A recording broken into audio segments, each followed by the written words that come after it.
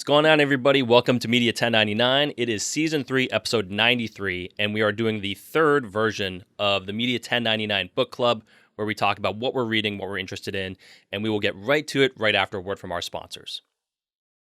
Hello. Do you enjoy being in on the ground floor of things? Of course you do. That's why you're watching Media 1099 on YouTube. Just as Media 1099 continues to grow, and this podcast is growing as well, come join us while we continue to push our growth. We are now on Discord. It might be new to you.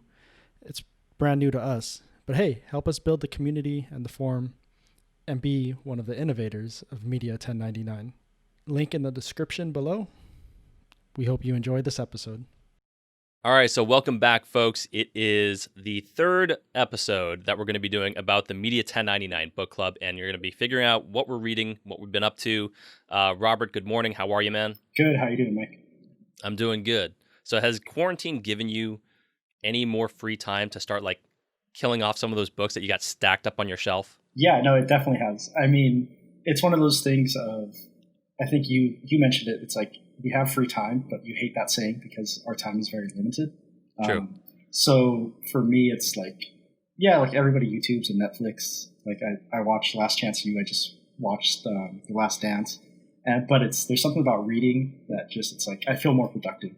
And it's also one of those things that helps me sleep better at night. Like if I read instead of watching TV, I could fall asleep so much quicker. That's true. I never really started to read at night, but I think that's probably pretty accurate. The thing I like about reading is that it's so in-depth onto a specific topic. So if you want to watch like your 15, 20-minute YouTube videos, which are actually pretty long now, that's one thing.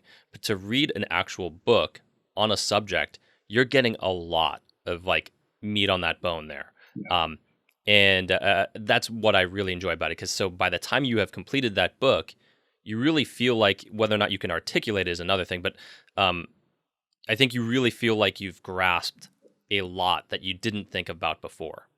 Yeah, that, and I feel like it helps with concentration. Like it's really easy if you're doing the dishes and stuff to like watch something on YouTube. But when you're in a book, it's like you can't get distracted easily. If you do, like you have to set the book down, and it really helps you. Yeah. At least me, it helps me like stretch out my ability to concentrate for periods of time. Because after a while, you'll read and then you'll just be like, oh, yeah, I totally don't remember the last 2 pages. Like it just goes. Yeah, that used to happen to me in school all the time, which is probably why I was such a bad student. Is that like I'd be reading something, and then I would stop and be like, I don't really remember any of the last 15, 20 pages. Like I've just been reading words, but not actually processing anything. What I do now, and I have no idea how long you can kind of read an actual book, but I just use kind of like these little timers, and I kind of do these like little sprints. And if I feel like my optimal time is like 20 minutes, I kind of set it for 20 minutes. And that way I can just take a break, take a walk around and then come back to it. Yeah. I like reading like chapters, right? Like I hate getting stopped like halfway through. Yeah, that's a tough one. But life comes in play, and sometimes it's like, oh yeah, like my eyes are just kind of going. It's like to just put the bookmark in and live to read another day. But I'd say like I go in like half-hour chunks to like anywhere if it's good and I want to get through something like an hour, 20 minutes. Yeah.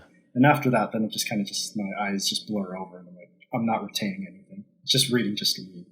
Yeah. And that's tough for you because you read like massive books, you read big books. So like stopping in between a chapter, and like if you got like, oh, I got 60 pages left to the end of the chapter, you're like, I can't stop. Yeah. That's a tough beat.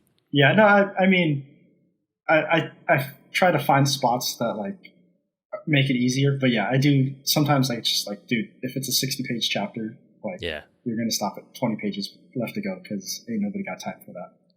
Right, exactly.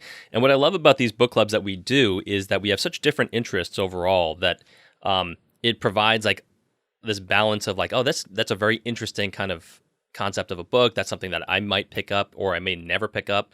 And so I think this is really fun to kind of like break into for anybody. And I never really saw the value of having book clubs before, but now I kind of do. Yeah. So, and this isn't one of those things where we both read the same book and talk about it, although there's tremendous value in that. It's like, hey, what are you reading? It's kind of like the same thing when you talk about hey, what movies have you been watching? And if there's something that if you're kind of a highbrow art film buff, you can talk about, oh, you got to see this or you got to see this one, and then you talk about stuff. Yeah. So that's kind of the cool thing. Yeah, no, what I love about this too is, I mean, there's like a million books out there, right? And there's like new ones published every day. So when it helps curate for me, like when I get a recommendation from somebody else or they drop a book, and I'm like, oh, okay, cool. Like if they say it's good, at least that like gives it a better chance of it being actually pretty decent. And then that's why like I chose the first book, Designing Your Life. It's kind of bad because it's backwards, I guess.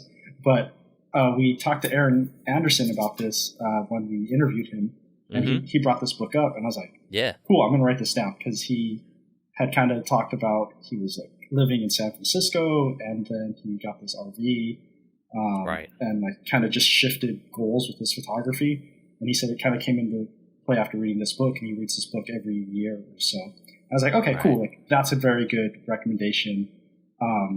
I put it on my birthday wish list, and nice. It magically came in from Amazon. I don't know. Thank you, my wife. So yeah, it was really good.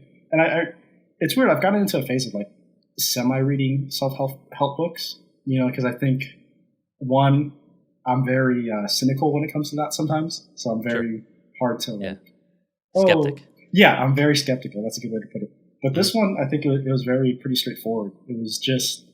I like it because it does have little like to-do things where it's like, hey, really write this stuff down and like think about it, and don't just read it. I think it's okay. Which like the first time I read through it, I was like, okay, yeah, I'll get back to that. But so did you read it twice? No, I read it once, and then I went back and did the like actual like notes and stuff, because I tend like, it was funny. I was going and like I was reading it and I was stopping and like doing it, and I was like, like. The skeptic in me is like, I just want to see how this plays out before like I really jump into it, which I guess is bad on my part. But after going through it again and rereading the like, okay, this is why you're going to do it, like the parts that I highlighted, I was like, okay, yeah, like this is really good. This is kind of a change of pace for you. Like you usually don't bring up any self-help books, which is totally cool. Like I think that's why it's kind of cool balance. And I the reason why I love self-help books is oftentimes is because it is actionable, and you can take something away from it. So it's something along the lines of, let's say, a book which can be just by its nature rather reactive, and then you can turn it into something interactive. Like if it's saying like, hey, try this. But yeah, it does require, I suppose, a sense of awareness of like, do I need this help? Otherwise, why am I going to read this self-help book, right? Yeah. But yes, I don't want to take up your time, but go ahead. Yeah. No, but I think I've gotten better with that. Of like, look, no one has all the answers, and this person's put a lot of time to like write a book, and I take every book that's written with a grain of salt, because one, they're trying to sell a book and also help people. But I think I've gotten better now that I've gotten out of like my early 20s of just like, I know the world and everything. You know. But I always highlight stuff. So let me see. Who's the author? The author is Bill Burnett and Dave Evans. So they I think they're based out of like Stanford. They started working together in the same area of expertise, and they got together and started like, what are some of the questions and things that people always come up and away with? Sorry, I'm trying to find what I highlighted. Sure. 1 second. And so for anybody, I always like write stuff in my books. So I put little highlights of like interesting tidbits. You can see like the activities and stuff. So as you can see, that's how I go through it. I mean, I am a big proponent of taking notes and writing in the stuff. That's why it's really hard for me now to get books from the library, just because I can't like write in it. You can't mess it up. So I did, in one of these books, I did take it out from the library, and like I did still put little sticky notes. So I think I'm going to like scan the pages and just add a little tidbit. Yeah. So that's it. It is nice owning your own book so that you can do whatever you want. Except it takes up too much space, Exactly. Yeah, that's the other thing. In this one, so they talk about like dysfunctional beliefs of things that you might think are true, or how you frame your perspective looking at something. And they talk about reframing it. and how to adapt to certain changes, and what are those things. And so a dysfunctional belief, you should focus on your need to find a job, right? Like, so you're going in like, I need a job. And they say to reframe it, you should focus on the hiring managers need to find the right person, so like, Right. so it's like, okay, yeah, everybody needs a job. So you go into a job interview like, oh yeah, I need this job. It's like, no, how can I solve your problem? Yeah. And if you like, no one likes to work with an asshole, or if you come in with like, hey, look, I'm very flexible. These are my expertise. This is how I'm going to adapt and adjust.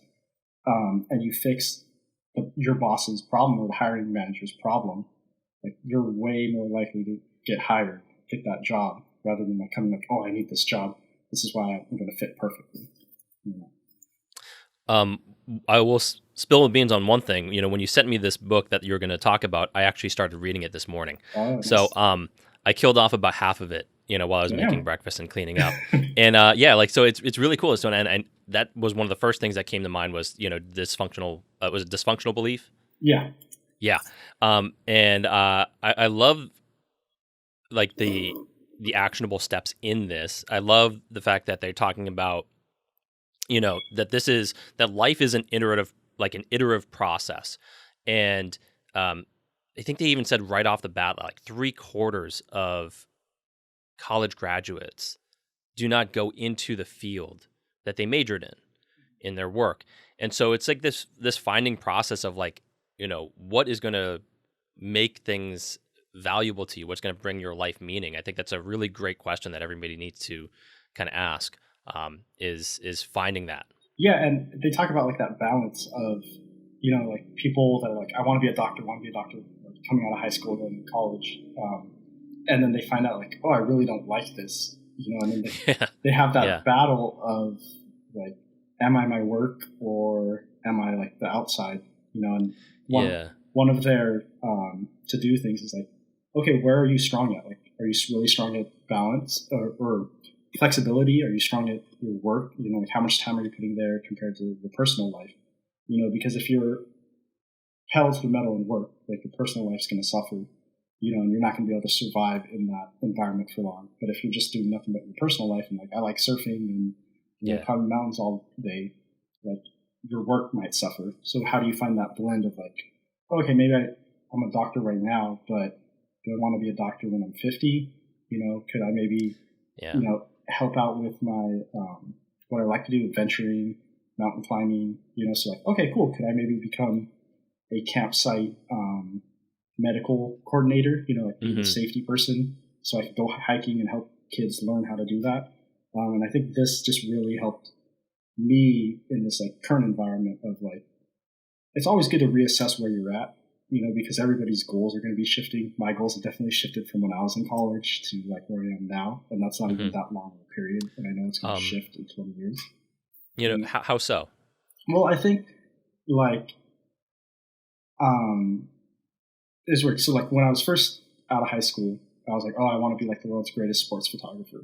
Right. Yeah. And like, I still do, but now I look at the reality of that. Like in this book, they talk about changing gravity. Like, don't fight gravity. Like, right. It's there, and part of the gravity situations is like the sports market is extremely saturated. Right. And so because it's extremely saturated, you're not going to get paid as much, but you need the technology that's constantly shifting. Every 2-3 years, you need the top of the line gear, lenses that are costing $10,000, 4 or 5 camera bodies.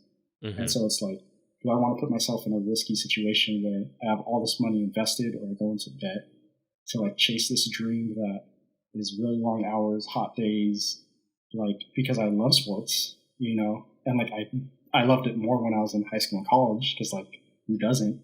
And now I'm like, oh, well, like I love taking photos more and creating better memories of like what's a valuable photo. Before I used to think it's freaking going at USC, being on the sidelines and getting like a future Reggie Bush, hurtling over somebody. But now I'm like, well, yeah, but how many other photographers are there getting that same shot? How different is my shot going to look compared to covering someone's wedding day? And it's like, dude, that photo is going to be there for that person for forever, for their family. And it's like, yeah, okay, I like this. And I don't need to drop $10,000 on a 600 millimeter lens. Yeah. I think there's this notion too of just like feeling stuck. Like when Yeah. you get into too deep on something, for instance, if you, and this is the problem with, I think, education in itself, is that it doesn't necessarily provide you with experience yet. It just provides you with the notion that if you go into this field, this is what it's going to provide, but you don't know until you get into it. Yeah. And so if you go into law school and you go into pre-med or something like that, and then you're like, before you know it, you're $400,000 in debt, into this field, and then you realize you don't actually like the work itself, you just like the idea of it, then you're kind of stuck.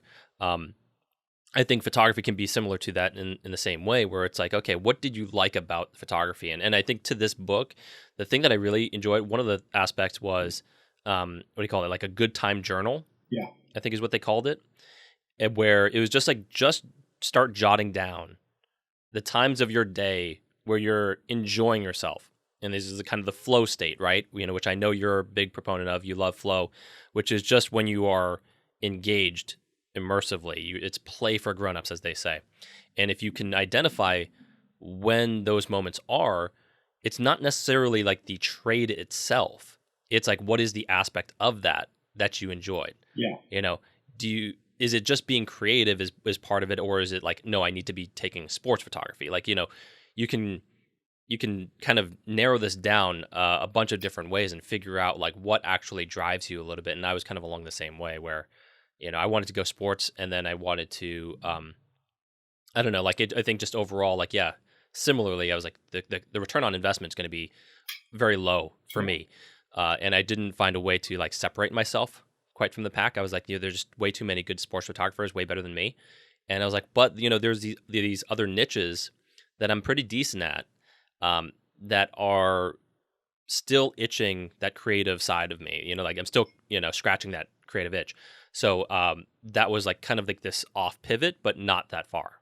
Yeah, and I think this book kind of just helps you evaluate that, as well as like other aspects of your life. Because like work is only one aspect of your life. Yeah. Right. And it could be. Did you do the dashboard? Yeah, I did.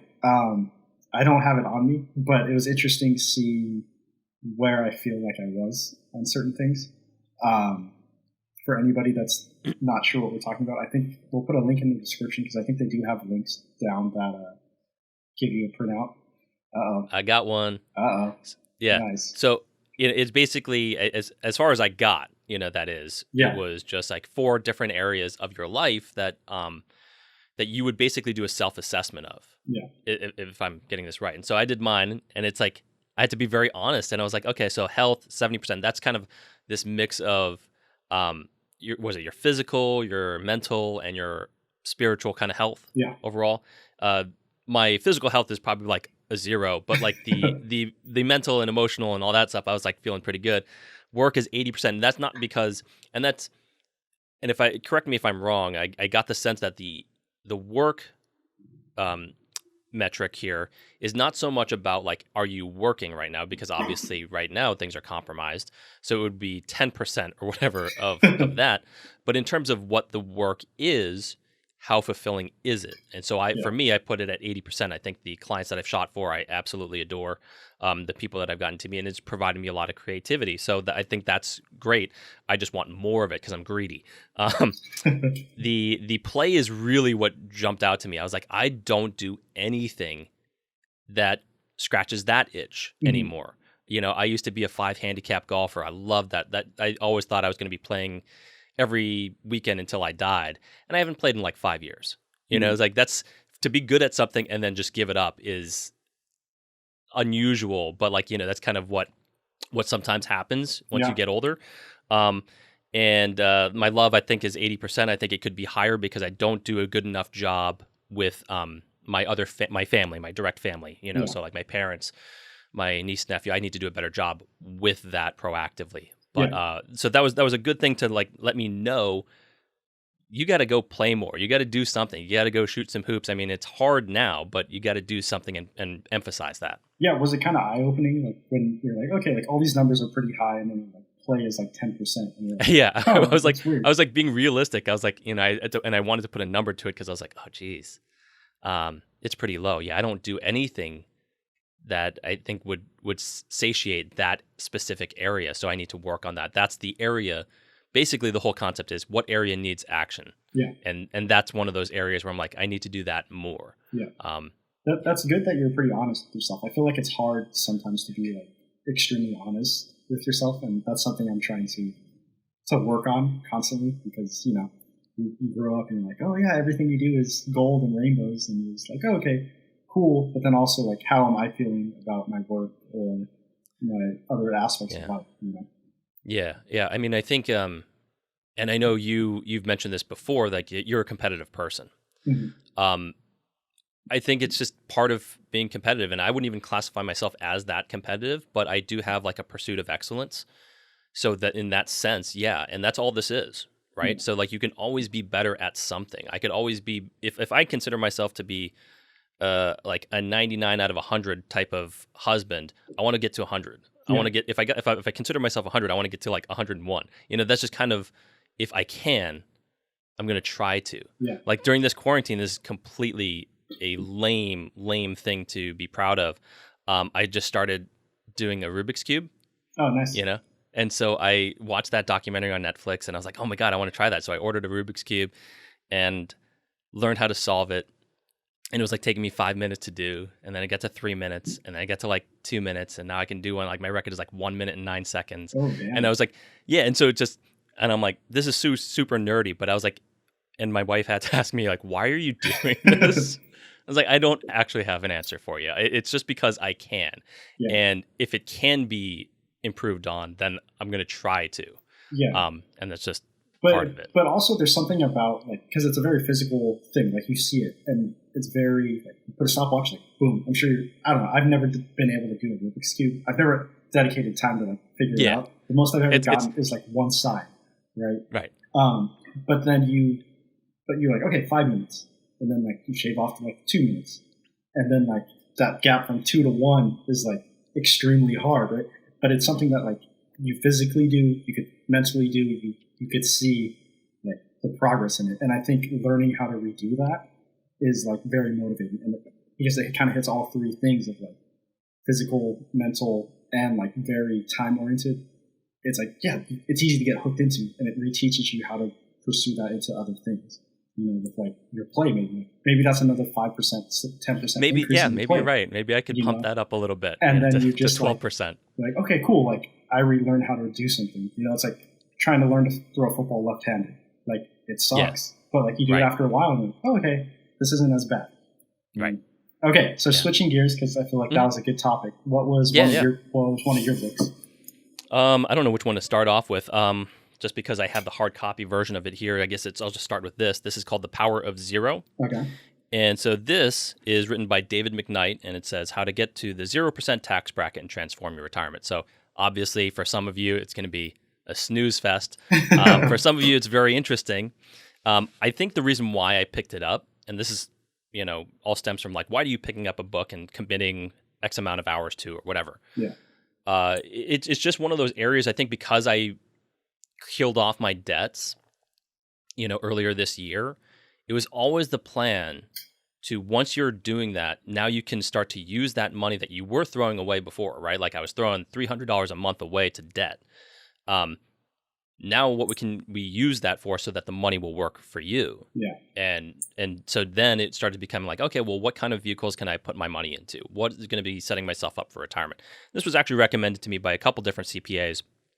And so I read it, and basically this concept is about, the genesis is that the U.S. government is spending trillions of dollars on programs that it really honestly can't afford, to deliver on, the Social Security, Medicare, and all these things. And so basically the math says that the tax rates are going to have to increase, if not 2x, right? Like it's going to have to get higher. Now, if you don't believe that, that's fine. You can keep your money in kind of tax-deferred buckets, which I'm going to talk about. But for the most part, mathematically, it makes most sense to deliver on these promises by raising taxes, which, and I know you've talked about, you think that taxes are going to rise too. And so based off of that, the issue with this is that most of us have our money in taxable and tax-deferred buckets, so that when it's time to take that money out, you're going to get taxed on it. And I think that's one of those areas where it's not saying like, completely eliminate that, because there's absolutely uses for having CDs and savings accounts and 401ks, but it's understanding the appropriate amount to put in those. Like, do it up to the match, your employer match, but maybe not go any further. Yeah. And then can you find Roth IRAs or LERPs or those things that are tax free, and move more of your money into that. So that way, because the numbers are in here are pretty crazy. When you realize like how much you could ultimately save of your money as opposed to paying extra taxes on it. Like the RMDs, which is like your required minimum distribution on like 401ks is can be insane. And it's basically like a double tax. Mm-hmm. So when I see that and it's like, oh, that's, they're taking 80%, you're like, okay, God, that's brutal. I mean, it's your money. So why not just save as much as you can in that? And so it just got me thinking about all of those concepts about, because you interact with all of them, right? So like a taxable account, which is, your savings account, your checkings account, like or whatever, anything that's creating a little bit of interest, that's great for like your emergency funds. But having $80,000 of it in there is completely wasting. Yeah. So, have a certain amount that you can cover maybe a 3 to 6 month or a year long in terms of expenses in your emergencies. What can you do with your tax deferred, like I said, with your 401ks, and move that over to a Roth or LERPs? And I think those are really important questions to ask. And you probably want to talk to your own CPA about this, because your numbers are going to be specific. How are you filing your taxes in general? What brackets are you in? But this overall, I think, and I had to read this twice. I listened to the audiobook and I read it twice. And I still am not good enough to articulate the book, but that's because it's just not a strength of mine. So I'm trying to work on all of the things that I kind of suck at. Yeah. And, as somebody in my mid 30s or mid to late 30s, it's like, you just kind of, these things become significantly more important to you because you know that you don't have time. Yeah. And I mean that with all sensitivity to somebody that's 56 and doesn't have anything in their retirement. Like, and I know I do have time, but I'm not 22 when you started this, and you could really put yourself in great position. This is just one of those areas that I think is important, and brought some food for thought in terms of what I'm going to be doing with my own actionable steps. Yeah, hopping in on that, like Ben Franklin's like compound interest is the eighth wonder of the world. Where Yeah, right. because like you said, if you're in your early 20s and you start reading those books and like comprehending that, you have 40 years, of 40, 50 years of letting that compound just hit.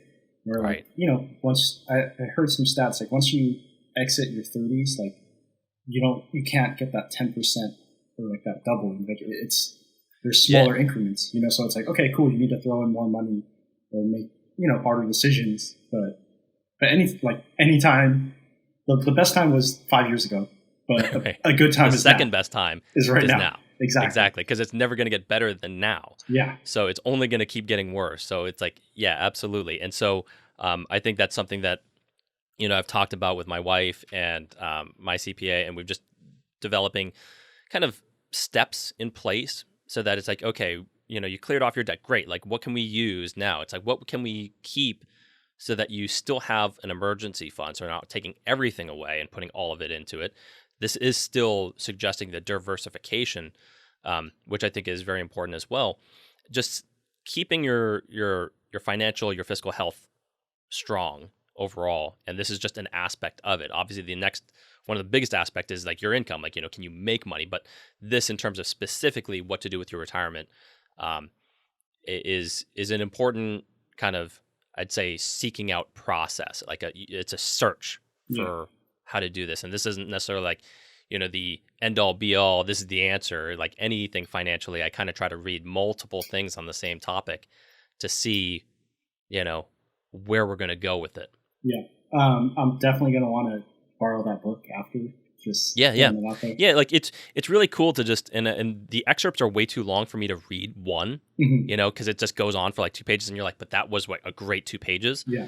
About like, the Social Security history and like, basically what it was intended for, and how now the ratio is completely whacked so that we can't afford this.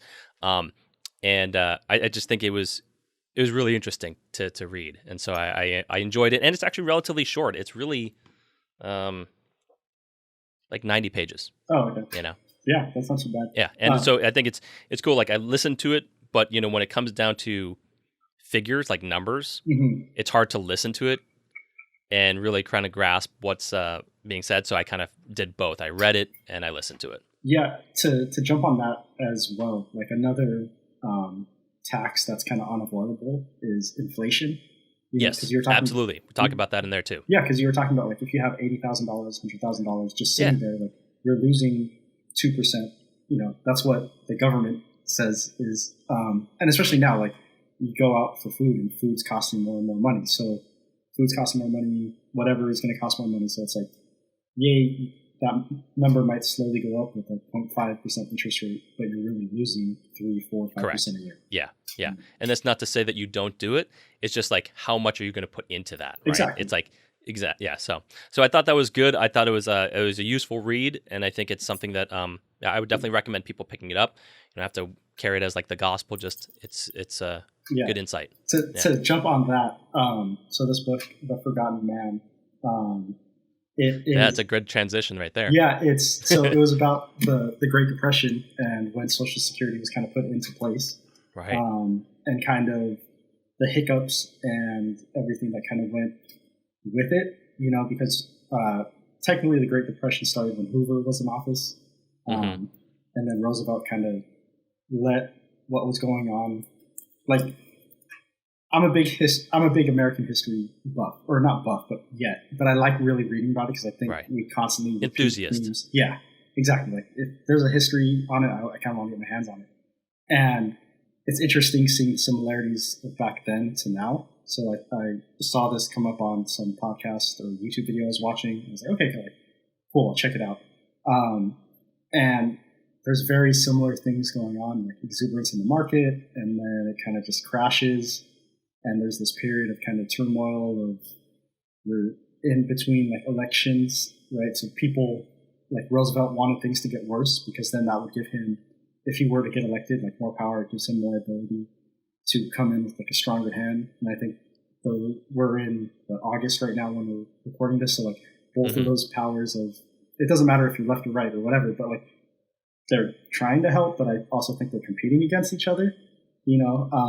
I'm just very skeptical of government in general as an American.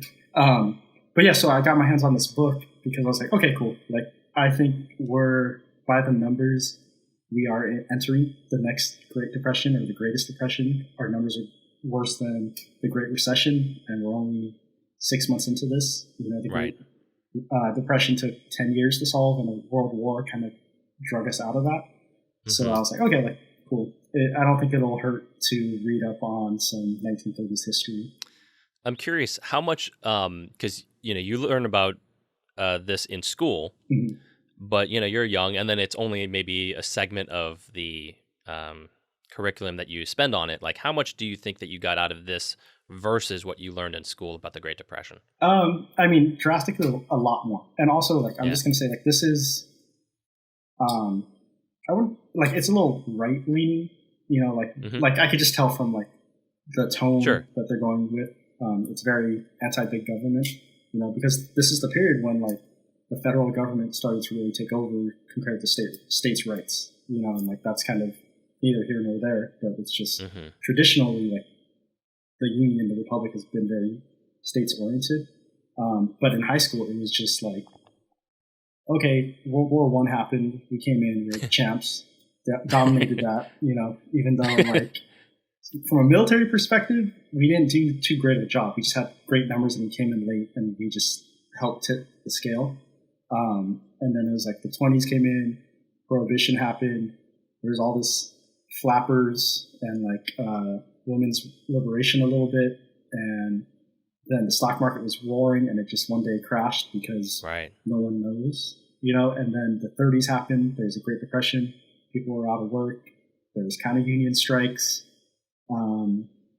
Communism kind of was talked about. Socialism was on the rise, and then World War II came, and we just kicked ass again.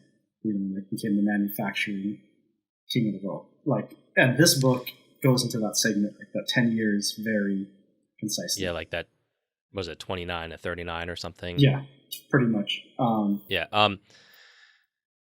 How do you, if you're comparing it to our situation now, I think one of the big differences in terms of what I'm just seeing naively is that, that there was so much big manufacturing going on then mhm. to get us kind of out of that. Is that right?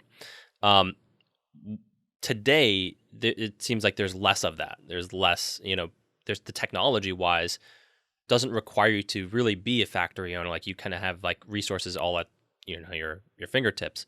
How do you think that transitions, now? I know there's similarities, but there's also probably advantages now that can maybe help. Who knows? Yeah, I think there's two very similar things. One was like right at this time, like the mid-20s, like electricity was being brought to the cities, right? And so there was an advantage of living to the city because you could get electricity. But if you're out in the middle of Nebraska or Oklahoma, like you weren't getting electricity. And I feel like maybe a little bit more like 2-3 years ago, like the jump was, if you live in LA, Orange County, New York, you have great internet. And Yeah. if you could go out to the Midwest, like your internet speed's very slow. Right. And then that could kind of help with this online transition of starting your own business. Like, can you work from home? Can you interact with people online? Like, there's some technology shift there. But going to the manufacturing, there was a lot of manufacturing back then. Like Ford was helping with his Model T, lowering prices, increasing wages. Aluminum, steel was really big. But what's funny is that they kind of got so big that they were an easy target. Like I feel like a lot of rhetoric now is very similar to that. It's like these big companies are making huge amounts of money, like Jeff Bezos and Amazon and Facebook, right? It's like that this is the current technology trend, and they're getting richer when everyone else is getting poorer. And it's like, hey, that sounds very similar to Ford and JP Morgan and all these guys of aluminum, steel, and electricity, like builders like Edison and the guys up in Chicago. And it's like, oh, like that rhetoric sounds very similar, and it's very interesting to see how both sides are playing that, Like that's really interesting stuff. Like that's something that I would love to get my hands on. I just don't know if I want to commit to it. How long is that book? This book is about 380 pages, give or take. Oh, okay. Yeah, it's not. I was thinking that it was like a 1,500 page book. No. Okay. No, it's not that bad. Let me see. I want to see. Let me look up like a quick quote. Yeah, because I mean, generally, like I know that there's like a lot of depth to it because you're looking at not just that 10-year period, you're looking at the years prior and the years after, and so it's like this window of like maybe 20 years or so that you're basically covering to determine like what happened and what are the trends that set that place and that moment in motion. Yeah, and kind of like something that we talk about because we're always like, oh, you got to save, but also now we're like America's a very service-heavy industry. So let's see. What the interviewers observed, especially with the Muncie's citizens, were unhappy at receiving two opposing lessons from the governments. The first might be labeled saving, the private man's only safeguard. The second was spending, the nation's hope. Right? Because it's like what happens in the Depression is everyone doesn't spend. So then no one can get new jobs, no one can and hence get wages and spend more. So it's like you have to save because you need to survive. Like you need to survive as an individual, but then as a community, you need to spend to get yourself out of that downward spiral. Right. So I think reading that was pretty interesting. Another component is also like they were talking about like minimum wages or maybe setting standards for like what people need to get paid here we go. Another big repeat was the government didn't want companies to fire people. And then that sounds very similar to what is happening right now with airlines, the PPP programs, and there's pros and cons to that because people have their jobs still until the end of September if you're in the airlines, or October. Hmm. But then it restricts businesses from like doing what they have to do. Is kind of like close down a little bit to save the whole shop. Yeah. And I don't know what the right answer is. I'm not going to be a politician, but it's just one of those things of like, hey, that was going on back then, and it's going on right now. There's pros and cons of each. I think the cool thing about these types of books, even if it is pushed, right or left, to some degree, is that, presuming that there's the majority of truth to it, you can just take facts and then you can determine what you think is maybe the best methodology to get to, back to form. Yeah. That's always kind of nice about, historical facts. It's like, okay, this is what happened. Yeah. This is agreed upon or whatever. So yeah, I think how would you rate that book? I mean, you don't have to give me a number, but like, how would you recommend that to people? I would say like if you have an idea of repeat history, like it doesn't repeat but it rhymes, like that Mark Twain quote, I think. Like if you enjoy that, I would pick up this book.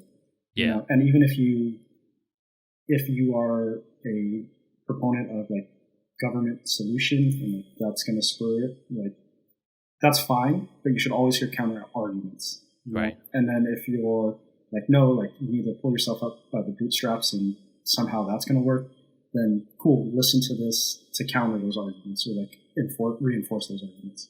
I'm not saying here nor there is either, because everyone has their own views, and I think it's going to be a mixture of both. I think going back to the 20s and 30s, you get in the situation where the government has to step in, because if people aren't eating, like it's going to be a problem.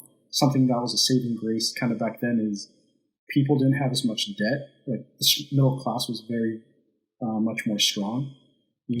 Right.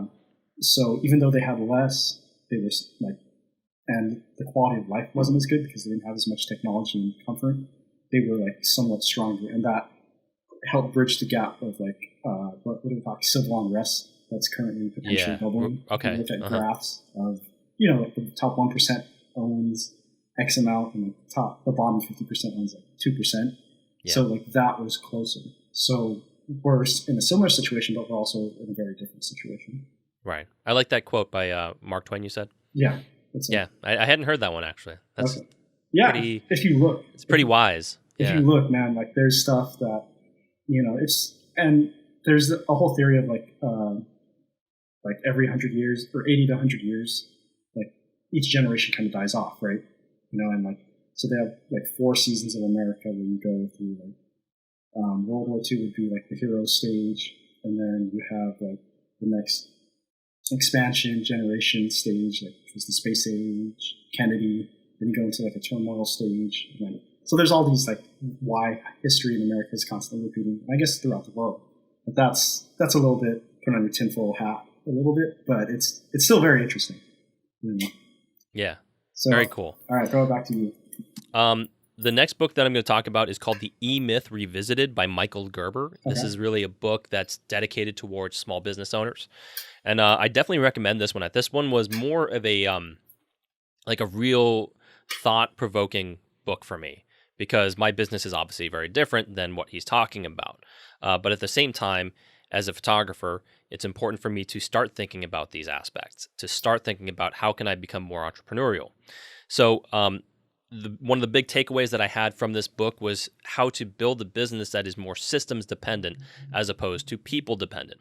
If I am not there, my business doesn't exist, right? So that's what all of us creatives tend to face. So, how can that be down the road or whenever be something that I look into so that I can sell the system, and you don't have to have like an exit strategy for just being a freelancer, but, just knowing that there is something like called an exit strategy. I was like, oh yeah, I didn't really think about that. Mm-hmm. You can sell the business. You don't have to sell, it's not the product.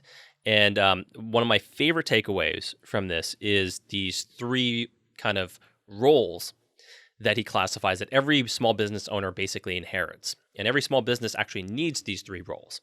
And they are the entrepreneur, they are the manager, and the technician. As one person operations, we inherit all three of them, but the amount of between each one of them is different. So the entrepreneur is, as you can expect, the visionary. It's like the person that creates the opportunities. It pushes business towards new visions. Mm-hmm. This person is like a dreamer, and it's a catalyst for change. Without this person, there would be no innovation. So there's the importance of the entrepreneur. The issue with that is that sometimes the ideas come faster than the actual ability to execute those can be put into place. Therefore, you need the manager. And the manager is like, okay, the entrepreneur is driving me crazy. It's like, the ideas are too fast and too furious. I got to like rein this in and manage and create a system for it. That's what the manager's there for. Without the manager, you actually wouldn't have a business. And the technician is the craftsman. That's the person that knows how to do the thing that you're supposed to do. In my case, photography. Yeah.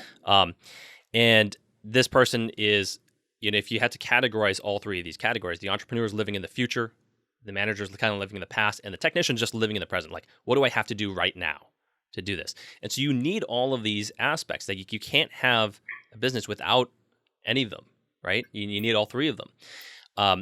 What happens is that the majority of the time, small business owners tend to be, as he states, I think 70% technician, 20% manager, and 10% entrepreneur. And the issue with that is that the technician is not the person that needs to be in charge, and that's generally what ends up happening. So the idea is that when you are an expert at something, you just start a business at it because you're an expert at baking pies or fixing a car. Does not mean that you know how to set up your own auto shop and create a business for it. And so all these thoughts were really interesting because it's like the fundamental misconception is that if you understand the technical work of a business, you'll understand the business that does the technical work, which is not true. So the answers to all these questions are hard, right? And it's hard to find it, and it depends on your profession, of course. But this really got me into thinking about a number of scenarios, a number of case studies where you talk about somebody who bakes cookies, for instance, and it's like, I know how to do this, but I didn't know how to do any of the other things. And so it just forces you to think about those aspects, to think about like, okay, what can I do to create a more systems-based operation as opposed to me being there? And how much of the technician am I? How much of the manager am I? How much of the entrepreneur am I? And I do believe that there is this push towards becoming more of the entrepreneur. Mm-hmm. So it doesn't need to be like a flip-flop. It doesn't need to be 70% entrepreneur, but there needs to be more than that 10%. And if I'm being very honest with professions like ours, whether you're a graphic designer, a photographer, a sculptor, I don't know, it's probably like 95% technician. Yeah. You know what I'm saying? Yeah. Like, and then like 4% manager and then like 1% entrepreneur. But of course there's examples of people doing tremendous things that I think are very entrepreneurial and very innovative. And so I think there's this checks and balances, right? Like I know if I had to put kind of like I did with the other chart and that dashboard, if I had to put percentages on it, like I mean, it's probably pretty close to that. It's probably like 75% technician, 15% manager, and then the rest, whatever's left over, is the entrepreneur. So I do need to work that area and give it a little bit more TLC for sure. Yeah, I agree with the numbers of like entrepreneur to manager to technician, because I do think we just like it's a craft, where, and we do think we're entrepreneurs, but I'm curious, what is the like definition to him of an entrepreneur in that book? What is, if you had to give a brief description, what would that be? So it would probably go on for several chapters. Mm-hmm. But I would say, kind of like I mentioned before, where I was basically saying that, this person is what pushes and innovates. Okay. Yeah. So that's the visionary. So if you have, let's just call it like the auto mechanic, and it's like, that's the technician basically. And then you need to build an operation system for the manager who would be able to handle payroll and handle inventory and handle all of these other things. But then the entrepreneur is like, well, how do we make this multi-city? How do we build this to becoming a brand that's not just, oh, John's Auto Mechanic Shop? It's like those innovative decisions that can take you from being just another, transmission place on the block to like, no, that's the transmission place that it becomes a franchisee or something. Yeah. And so I think that's in all of us, we have the capacity for every single role. It's just to what degree are we showing the most attention to? And that biggest thing to me was, that notion of, okay, and I think it's really good for, let's say, students, for people that are starting to do second careers. Like, I'm good at something. I'm really good at, photography, just because it's the example that I'm immediately thinking of. Then I can become a photographer. It's like, you might be able to. It's a good system to have, but at the same time, what can you do to make that business sustainable, and how can you drive it forward so that you're not just another contractor? Yeah. And I think these are all questions that maybe this book doesn't necessarily answer for you, but it be by provoking you with the questions in itself was really valuable. Yeah, no, I think that's like the best books that just make you like stop and reflect. Like, oh, yeah, how much of a manager or technician am I? And even in life, like to put that like another spin on that is like, okay, how much in my life am I just going from day to day? Like, I like how you said the entrepreneur is thinking of the future, manager is thinking of the past, and like the technician is just like, yeah, we're solving today's problems and making sure the ship doesn't sink. And I like and thinking the funny that. thing is, and he talks about it, it's like the reason why these things are so hard sometimes is because they're all in conflict with each other. They're all getting in each other's way. Yep. Like everyone's getting in the technician's way. It's like, no, I need to focus on this and get this done. The manager's like, the entrepreneur is moving way too fast, and we haven't created an infrastructure for it, and everybody else is not moving fast enough for the entrepreneur. So everybody's kind of getting in each other's way, and that's a really good analogy in terms of what's actually going on internally when you start your own business, when you become a freelancer and decide, I want to be, Michael Durr Photography, like this is going to be my actual profession, not just something I do on the side on the weekends. And you're combating yourself and you're like, okay, well, how do I become a better business person? How do I become more innovative? How do I become more research oriented so that I can actually build a system? Do I have an exit strategy? Do I have any of these things in place? And I think these are really good questions to ask yourself. Yeah, no, I think that's going to be another book that I'm like, oh, okay. Because did you listen to this on audiobook or was it physical? I did, yeah. Okay. And it's been recommended by several other books that I can't remember reading, but this book had always been like alluded to, like in Michael Gerber's, the E-Myth Revisited, it alludes to this. And so I kept thinking like, okay, well, now I got to see what this book is. And I really enjoyed that analogy and that tiered breakdown of what a small business really kind of needs to run. Was pretty eye-opening and interesting. Yeah, no, I think for me, I'm trying to think of like what my numbers are. Like I'm definitely technician heavy. I think this podcast has helped with the entrepreneur side. Yeah, which is good. Yeah, and like that was part of the reason why we wanted to do this, right? It's just like, okay, let's branch out. How do we expand our voice, our footprint? And then right. It's weird because now it's like it's slowly turned to a manager type of thing of like, okay, what's our system of getting content out? Yeah, and constantly, okay, so now that system's in place, the entrepreneur is like, hey, let's do video, let's do all this other cool stuff, right, and we're just like, well, let's figure this out. Yeah, mm-hmm. So piece by piece, you're building a house. Yeah, no, I think that's definitely that's pretty good. All right, I think for my last book, for me, is Market Mind Games. The reason I picked this book up was because during COVID, just like everybody else, hopped on that stock market train. It was like I think everybody was like, oh crap, all my business is shut down. What's open, for 5 days a week. It's like, oh, stock market. And so, of course, with anything, I think that you jump into, you should try to read as much as possible. And this is also kind of like a psychology, sociology book, which I think always tickles my fancy a little bit. So it was pretty interesting.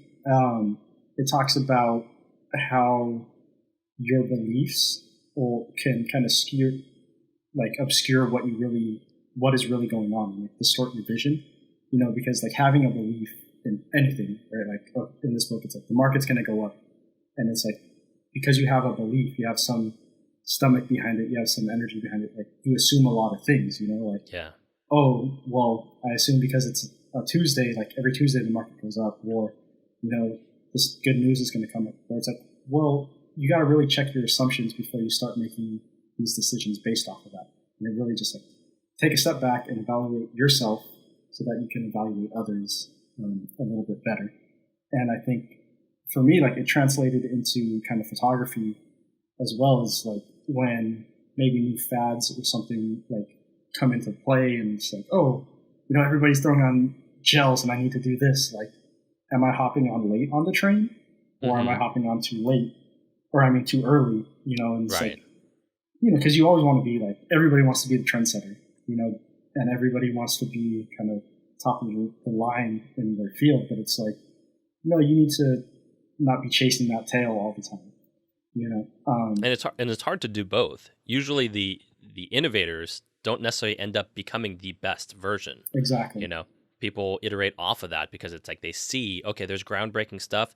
I'm going to perfect that. So it's hard to be both. Yeah, and it talks about kind of you don't need to, like, you don't want to be too far ahead of the curve, right? Where it's like if you have this realization, and this is a little bit different because like we're very our own industry based, but in this is kind of like the market. So this is talking about like groups of people. Is okay, you could be right, but if you're right before everybody else notices that you're right, like that stock, let's say the stock's going to go up. Right, and like, I know it's going to go up because the fundamentals, but you're in it 2 weeks before everybody else notices. Like that stock could go down and down and down, and you're just like, oh, am I holding? What's going on? And so it's like, oh, well, if you could start to realize when other people are going to start to realize, like, oh, hey, maybe like we were talking about earlier, like, oh, hey, maybe like sports photography isn't the best market to be entering because everybody else wants to be entering it, so kind of like pump the brakes on that a little bit and just reassess your mindset of why you're going into that, because it's fun, it's great. Like, right. Like, oh no, well maybe everybody else is thinking that. Maybe I should step back and look at the business side of it. So psychologically, what else or is what did you notice from this book in terms of like what's the trend that people end up doing? Is it jumping on and trying to being the trendsetter like right away and getting in on something early? Is that the biggest? Well, yeah, I think it's assuming that your assumptions are right, and then also, so like people get stuck in this mindset of, like going back into my other book of like, okay, we're in this Great Depression. The only way to get out of it is Keynesian economics and spend. And it's like, okay, but why? Like, why do you assume that is going to be the best way? And like, so you have to look at all your assumptions before you make a decision. Another thing is like FOMO, like fear of missing out, is like people will see the train taking off and like, let's say a stock's kind of going up and up and you're like, oh God, this is like, it's a new paradigm. It's a new shift, like I need to hop on it before it goes. And it's like, well, cool, but you're already late. Like if everybody's going on and something's too good to be true, then like don't hop on it because you could make a lot of money, but you could also lose a lot of money. And I think people get caught up in that as well. Did this book give you more actionable advice in terms of like how you're going to handle your own investments, or is it more just affirmations of what you already knew? I would say that it made me re-look at what I define as risk. Like what is my risk reward ratio? Because that's very valuable, by the way, just to identify what's risk, what true risk is, and that's I think a very valuable skill. And your biases, like part of this book too is like handling your emotions, because that's like the worst thing is like everybody likes to win, right? But it hurts a lot more to lose. Like some people, for me, like it hurts more to lose than to win. So some people react to things differently, but it's like, okay, let's say you're having a fight with your wife and like you get less than ideal sleep and you haven't worked out and you ate bad food, like all these things that are your biochemistry. Like you're angry because maybe you got rear-ended by somebody. You're like, oh, I have this lack of control in my life, and so like impulsively you want to kind of like, okay, I can take control of this purchase, this stock purchase, this camera equipment, whatever, and then you're not assessing all the risk because you're just like, no, I need to take action and control my life because I've gotten out of control. And so then you will hop into some bad investment, and then it'll maybe start to tank on you, and you're just like, oh crap, I'm going to double down because like, no, I'm right. Like, I know I'm right. And you're like, no, dude, you're lack of sleep, you're not thinking right, you have bad food in you, and all these things are not allowing you to see the risk or the reality. Your reality field is distorted. You know, Yeah, like, yeah.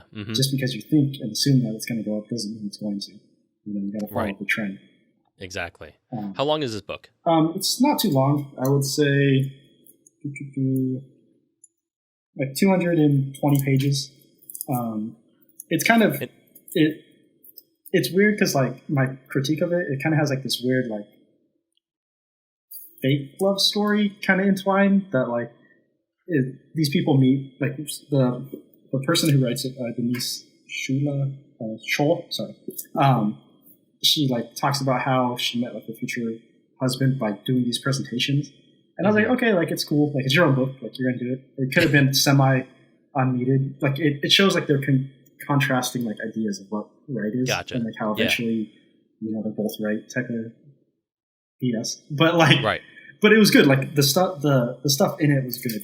It was just it wasn't. And this would be a book that's already for people that have investing experience, not so much a beginner's how-to. Yeah, this isn't something that is like, oh, here's the fundamentals of investing. Right. This is more of like how to keep your emotions in check and realize that like sometimes you're going to lose, and even when you win, like it's something that I realized in this is like even when you win, there's still winner's regret, right? So let's say there's a stock that's going up, right, and like you bought it at the right time.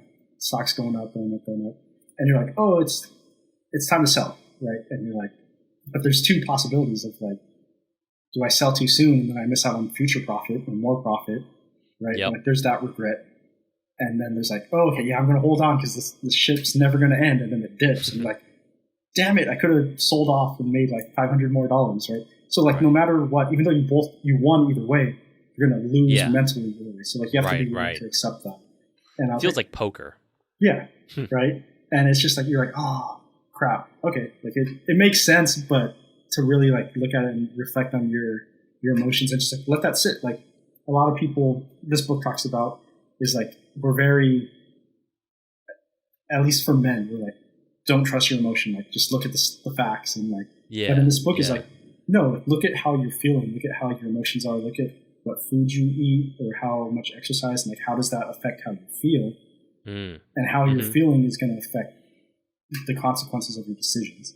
You know, so it's kind of like a deep dive into yourself so that you can make better decisions. Because you know, in like the stock market and in life, like it's a probabilities game. Like life is chaos. You know. Yeah. So you're not going to be able to control and make the right decisions all the time. But if you could reflect and be like, yeah, even though I lost on that, like it was still the right decision to try that. Or, oh damn, dude, I didn't have a good night's sleep. I was pissed. And I wanted some form to like, yeah, I controlled the destiny of my life and I shouldn't have taken that gamble. Yeah, no, all of these things are really important skills to have. And when we talk about like the power of zero, we're talking about money market games. What is it? Market mind games. Market mind games. Yeah.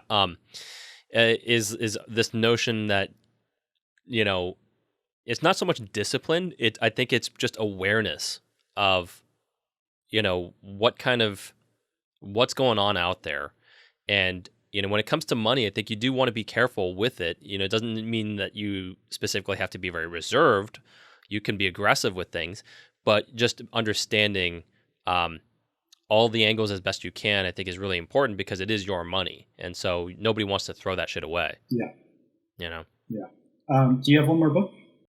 Okay, so for my last book is called Captivate. It's The Science of Succeeding with People by Vanessa Van Edwards. And this was it's a self-help book, and I think there's a lot of really good value to it based off of like how to improve your relationships with people, which you obviously know, even in a quarantine situation, is still at an all-time high in terms of importance. Like you need to communicate with people. Like I'm going through negotiations right now. Mm-hmm. I have a client that's trying to, after the fact, lower the rate. You know, like these are things that are important to like understand how you want to interact with people. Even you and me who have different ideas about like, you know, the podcast, like how do you optimize this relationship, your life partner, your parents. All of these aspects I think are really, really important, and it can really save you a ton of stress. So my favorite aspect of this book was, and then the reason why I guess I picked this book up is first and foremost because I just think I'm a fundamentally flawed human being. Mhm. But that being said, like, the best part of it was really this notion of breaking down personality traits and speed reading people as best you can. Now, I'm not good at it, but I just having read the book was really interesting about how you can decode people's personalities, whether it's your boss, your coworker, and you have to ask yourself like, why is this even important? And I suppose it's like, have you ever tried to fix somebody and try to get them on the same page? It's like, oh, if only my boss were this, then it'd be great. Or if only my employee would be like this, then we could actually get shit done. Or if only my partner would do this. And that never works out, that mindset. Yeah. It doesn't work out trying to fix those people or hope that it does. Instead, it's more of like decoding what type of personality traits that you exhibit. And you can do this by creating kind of a map in itself right off the bat and trying to analyze that. But you can also do it based off of asking specific questions and figuring out, okay, this person is exhibiting this. Therefore, maybe I don't send you an email list that's super long if you're the type of personality that's going to be overwhelmed by that. Okay. And just that notion in itself is going to be able to create a better work-life balance. And that's kind of generally why I read it. It was more for work-life balance. I think I get along with my wife enough, right now. But still, at the same time, I read this book and there's these 5-factor models of like the personality traits of like openness, conscientiousness, extroversion, agreeableness, and neuroticism. And it's like, I think about all of these aspects, and if only my parents knew my personality better, things would have been so much different. And if only I knew this stuff back then, like life would have been so much easier growing up in my household because my mom is a high neurotic. Mhm. I would classify, and high conscientiousness, which is basically your ability to get things done. Like, how organized do you need to be? Okay. Right? Like, do you need a plan? I ranked and I did the personality test online and everything like that, which I think is always a really cool idea for you to do, because when you're working with people, it's good to understand where people kind of are. Yeah. And it's like, I'm relatively low on that scale. Like, I don't need to have plans in place. I almost never have a plan. I only plan for people that are high conscientiousness. Yeah. That's why I do it. That's why I do call sheets. It's not for me, it's for other people. And so it's like understanding that not everybody is going to react the way that you react. Because if it were up to me, I'd be like, hey guys, we'll figure it out on set. But then that's like imposing what I want on them. Yeah. And that's not fair. So, and she talks about this with her interns, and she's talked about with people that have worked with her. And it's like, why can't this person perform these tasks? And it's like, oh, well, maybe because I did send her and overloaded her with options. And because she's high agreeable, she's going to say yes to everything.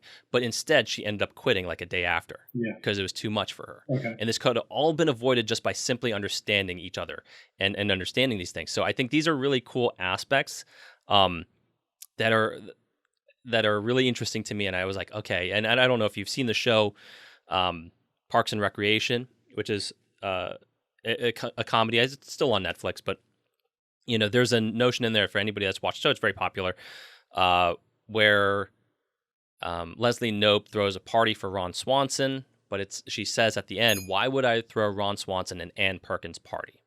And basically, the gist of it is like, they're completely different people, and understanding how different they are allows you to tailor your actions towards those people, Mhm. and therefore create an experience that's easy for everybody. Yeah. So that person's not overwhelmed by like having a ridiculous party with balloons and all this stuff if that person's a low extrovert. You just don't do those things. And so you're reading these people based off of questions, based off of actions, and you can try to do it as fast as you can. It's a generalist. It's not like you're not going to be 100% right all the time because there are layers to people. But it's just one of those aspects where you're doing your best you can, an educated guess Yeah. based off of information. No. Was that list or that quiz? Is that like you need a copy of the book, or is it kind of like an open source type of thing?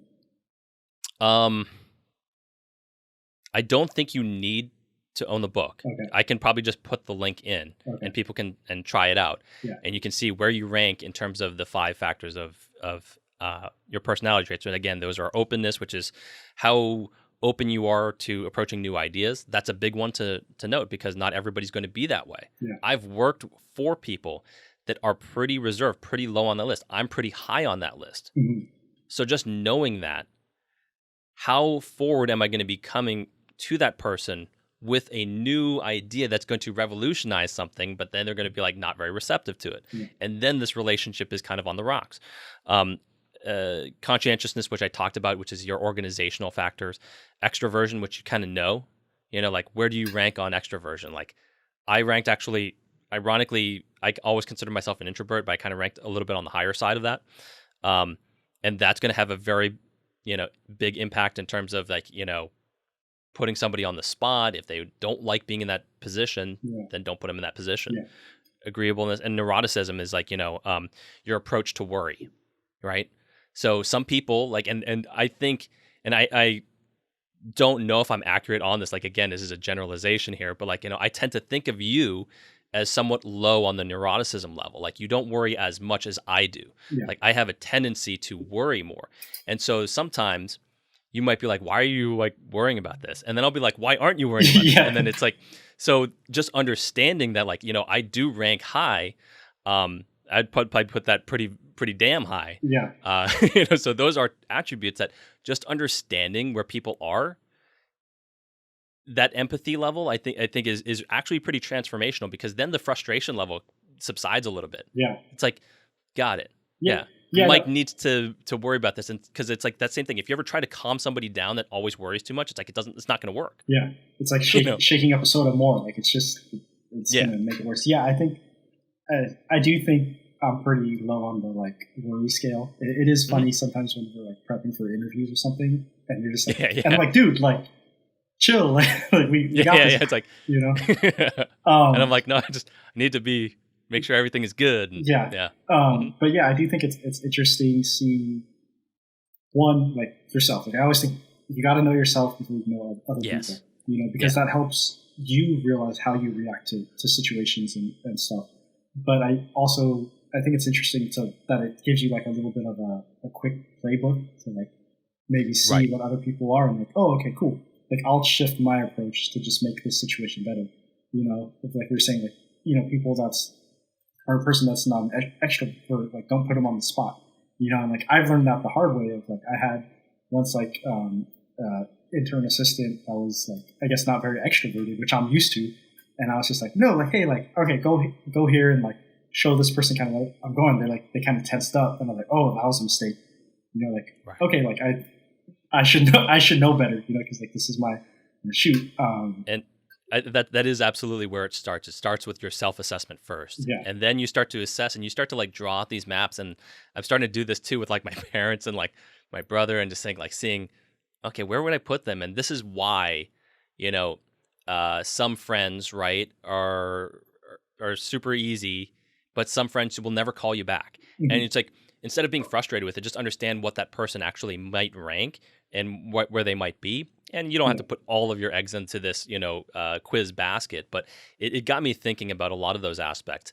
And it's the same thing with personal relationships too. And they go further with kind of these love languages and what you see in terms of what you actually perceive as like your greatest sign of love. Mm-hmm. So for some people, it's like physical affection. Some people it's gifts. Some people it's a service, like I'm going to do the dishes for you. I'm going to fix your car for you. Like that's the biggest show of love that I can give you.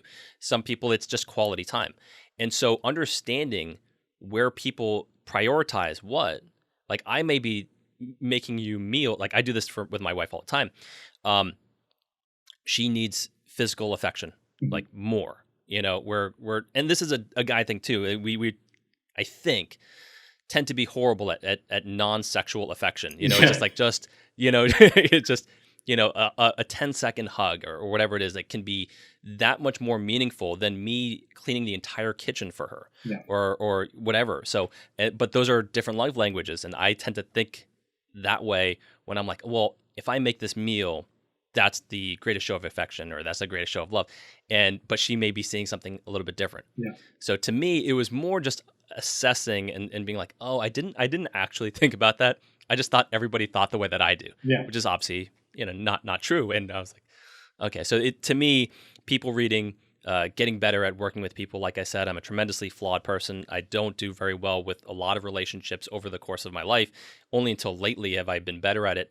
But this is something I think really helped me. And it's absolutely a book that I will probably try to read every year.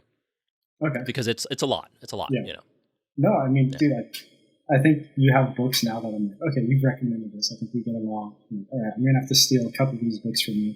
If we could ever get out of quarantine and meet up at some point and do a book exchange. That'll be a good day, Like, I mean, and I've talked to people about this. I was talking to Mike Goulding when we did the interview, and I was like, I hope we can crush a beer one of these days together, Yeah. instead of like, jumping on the phone call. And absolutely the same with you. Like, this is, it's been long enough, but we're gonna do what we have to do. Yeah.